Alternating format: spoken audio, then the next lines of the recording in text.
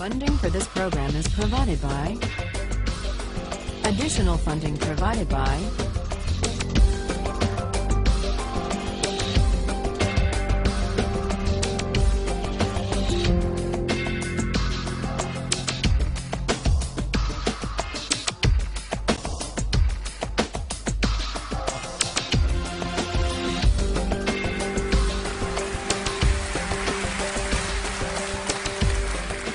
This is a course about justice, and we begin with a story. Suppose you're the driver of a trolley car, and your trolley car is hurtling down the track at 60 miles an hour, and at the end of the track you notice 5 workers working on the track. You try to stop, but you can't. Your brakes don't work. You feel desperate because you know that if you crash into these 5 workers, they will all die. Let's assume you know that for sure. And so you feel helpless until you notice that there is, off to the right, a side track. And at the end of that track, there's one worker working on the track. Your steering wheel works, so you can turn the trolley car, if you want to, onto the side track, killing the one, but sparing the 5. Here's our first question. What's the right thing to do? What would you do? Let's take a poll. How many would turn the trolley car onto the side track? Raise your hands. How many wouldn't? How many would go straight ahead?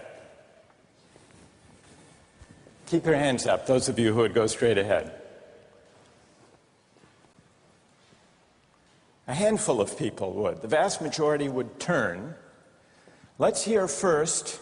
Now we need to begin to investigate the reasons why you think it's the right thing to do. Let's begin with those in the majority who would turn to go onto the side track.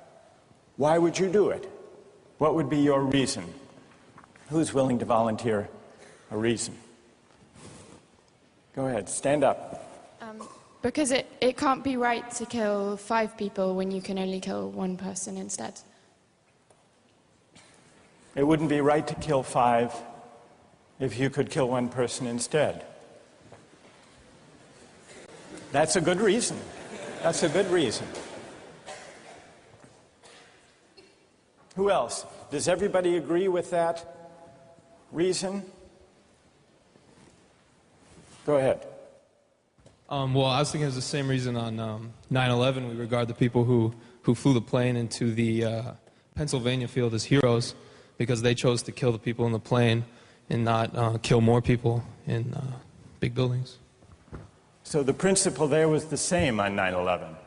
It's a tragic circumstance, but better to kill 1 and so that 5 can live? Is that the reason most of you had, those of you who would turn? Yes? Let's hear now from those in the minority, those who wouldn't turn. Yes? Well, I think that's the same type of mentality that justifies genocide and totalitarianism.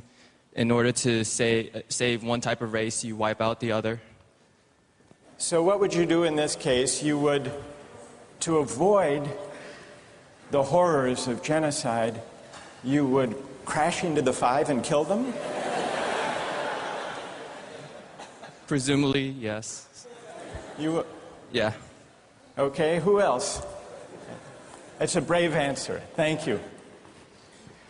Let's consider another trolley car case and see whether those of you in the majority want to adhere to the principle, better that 1 should die so that 5 should live. This time you're not the driver of the trolley car, you're an onlooker. You're standing on a bridge overlooking a trolley car track. And down the track comes a trolley car. At the end of the track are 5 workers. The brakes don't work. The trolley car is about to careen into the 5 and kill them. And now, you're not the driver. You really feel helpless until you notice standing next to you, leaning over the bridge, is a very fat man.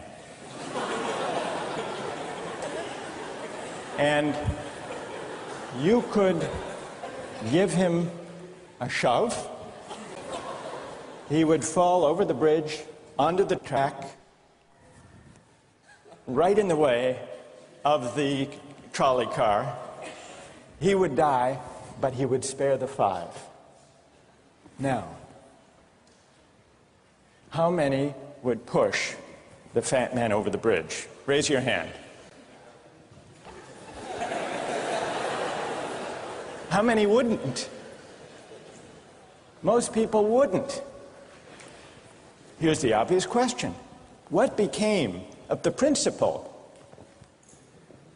Better to save 5 lives even if it means sacrificing 1. What became of the principle that almost everyone endorsed in the first case? I need to hear from someone who was in the majority in both cases. How do you explain the difference between the two? Yes? The second one, I guess, involves an active choice of pushing the person down, which I guess that person himself would otherwise not have been involved in this situation at all. And so to choose on his behalf, I guess, to involve him in something that he otherwise would have escaped is, I guess, more than what you have in the first case, where the 3 parties, the driver and the 2 sets of workers, are already, I guess, in the situation. But the guy working, the one on the track off to the side, he didn't choose to sacrifice his life any more than the fat man did he? That's true, but he was on the tracks. And you... This guy was on the bridge. Go ahead, you can come back if you want. All right, it's a hard question. All right, you did well. You did very well. It's a hard question. Who else can find a way of reconciling the reaction of the majority in these 2 cases? Yes? Well, I guess in the first case, where you have the 1 worker and the 5, it's choice between those 2, and you have to make a certain choice, and people are going to die because of the trolley car, not necessarily because of your direct actions. The trolley car is a runaway thing, and you're making a split-second choice, whereas pushing the fat man over is an actual act of murder on your part. You have control over that, whereas you may not have control over the trolley car. So I think it's a slightly different situation. All right, who has a reply? No, that's good. Who has a way? Who wants to reply? Is that a way out of this? I don't think that's a very good reason, because you choose to... It's either way you have to choose who dies, because you either choose to turn and kill the person, which is an active conscious thought to turn, or you choose to push the fat man over, which is also an active conscious action. So either way you're making a choice. Do you want to reply? Well, I'm not really sure that that's the case. It just still seems kind of different, the act of actually pushing someone over onto the tracks and killing him. You are actually killing him yourself. You're pushing him with your own hands. You're pushing him. And that's Right. different than steering something that is going to cause death into another... You know, it doesn't good. really sound right saying it now. No, it's good. But I'm up here. It's good. What's your name? Andrew. Andrew. Let me ask you this question, Andrew. Yes. Suppose, standing on the bridge, next to the fat man, I didn't have to push him. Suppose he were standing over a trap door that I could open by turning a steering wheel like that.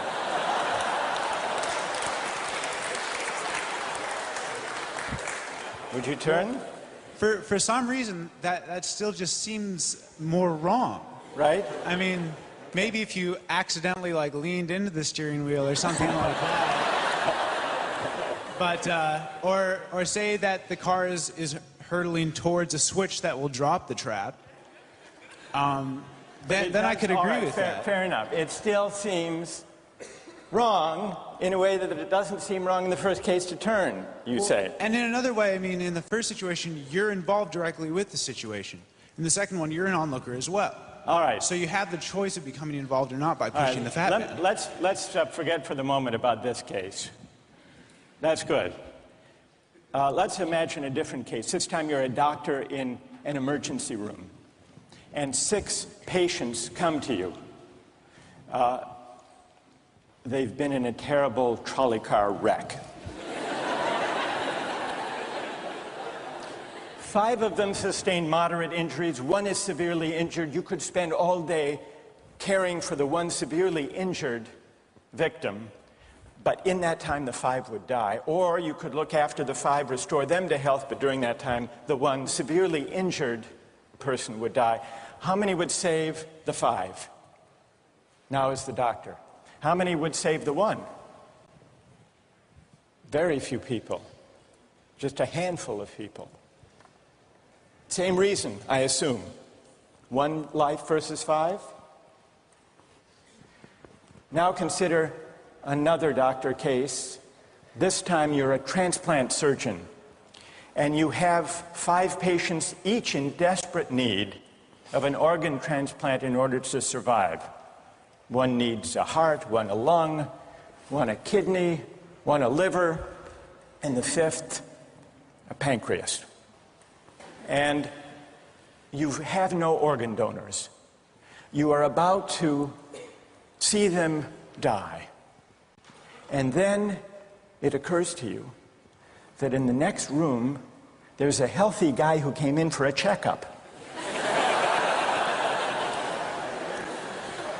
And he's... You like that? And he's taking a nap. You could go in very quietly, yank out the 5 organs, that person would die. But you could save the 5. How many would do it? Anyone? How many? Put your hands up if you would do it.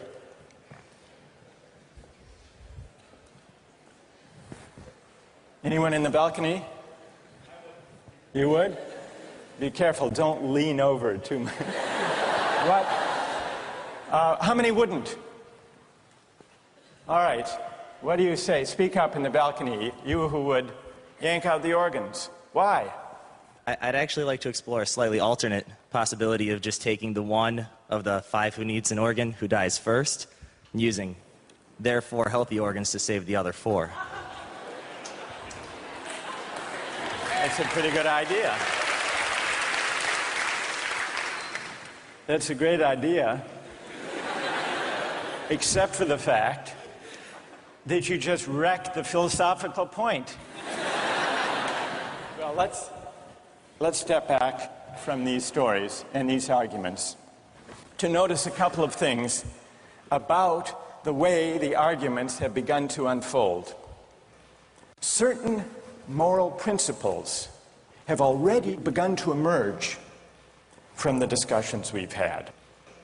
And let's consider what those moral principles look like.